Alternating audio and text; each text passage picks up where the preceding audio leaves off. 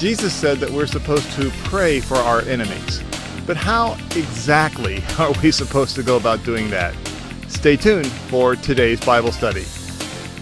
Hi, this is Pastor Mark Pierce with Church Requel. This is Bible study number 130 on this Thursday, May the 14th. Today our topic is to pray for our enemy. As you can see, I am at the Gorman Nature Center, which is just south of my home in Mansfield, Ohio. And for today and maybe the next day or two, I thought it would be kind of fun to do our Bible study from the Gorman Nature Center. So let's take our Bibles and turn to Matthew chapter 5. See if I can just zoom this in a little bit.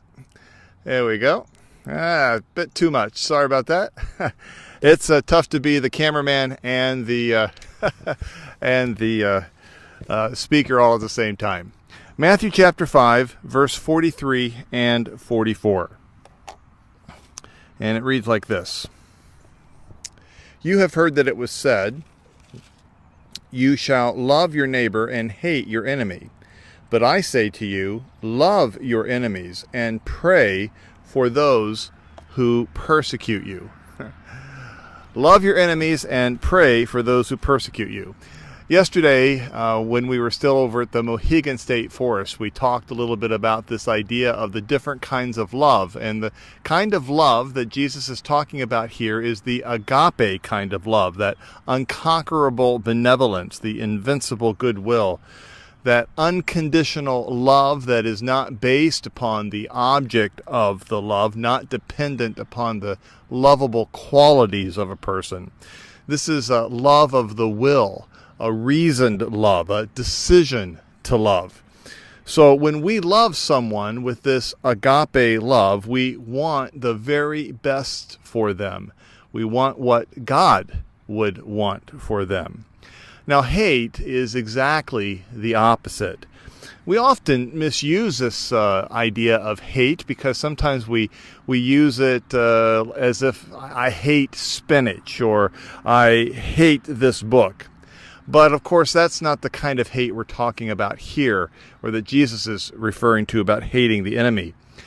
Penguin Dictionary of Psychology actually defines hate as a deep, enduring, intense, emotional, expressing animosity, anger, and hostility towards a person or a group or an object.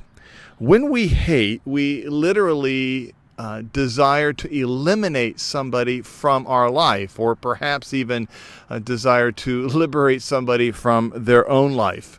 And you might be surprised to learn that hate is actually much more than just an emotional state. It's actually a physical state as well. Recently, scientists have been experimenting with MRIs where they would scan a person's brain while at the same time showing them pictures of somebody that they absolutely knew that they hated. And the results showed increased activities in several different places of a person's brain, a distinct kind of brain activity when people are experiencing hatred. In other words, when someone does something to hurt us, it is a normal physical desire on our part to retaliate. It's a natural thing for us to spiral, actually, down into hatred. That's why I think Jesus follows the teaching on retaliation with this teaching about hatred. The question that we're asking today, and I think the issue that Jesus is approaching here in the Sermon on the Mount, is how can I stop the normal, natural desire to retaliate from spiraling down into hatred? Well, Jesus gives us the answer here. He tells us that we must pray for our enemies.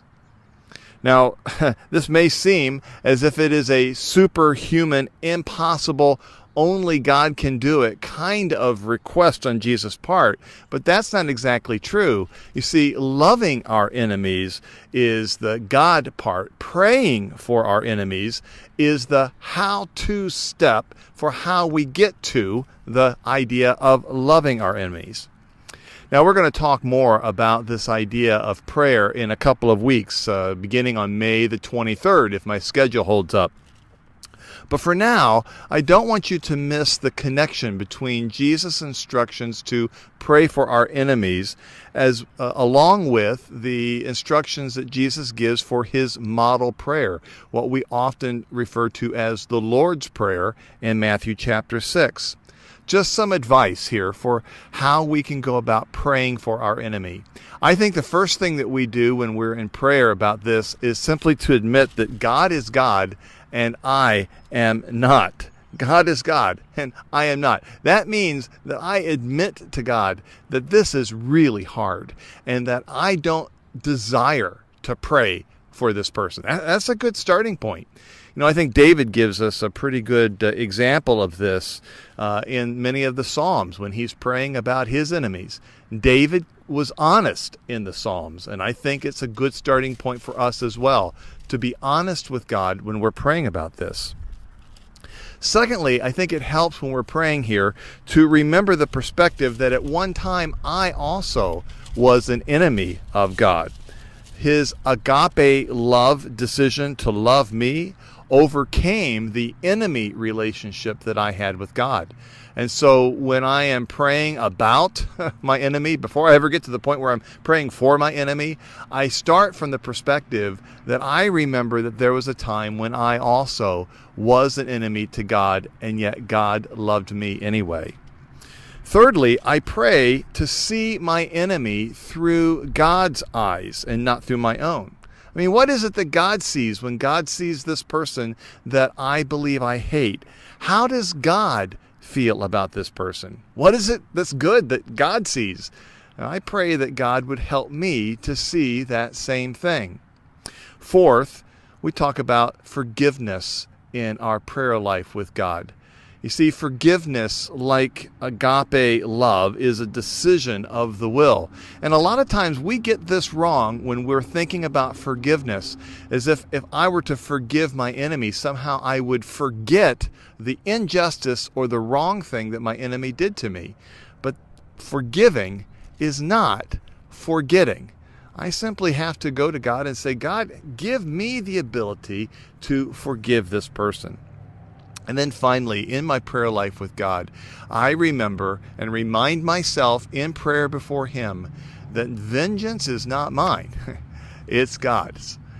God has been very, very clear about this. I trust God for His goodness and for His fairness. Hey, thank you for joining me for this brief Bible study today. I'm going to be back again tomorrow talking about the equal opportunity God. Talk to you again on Friday.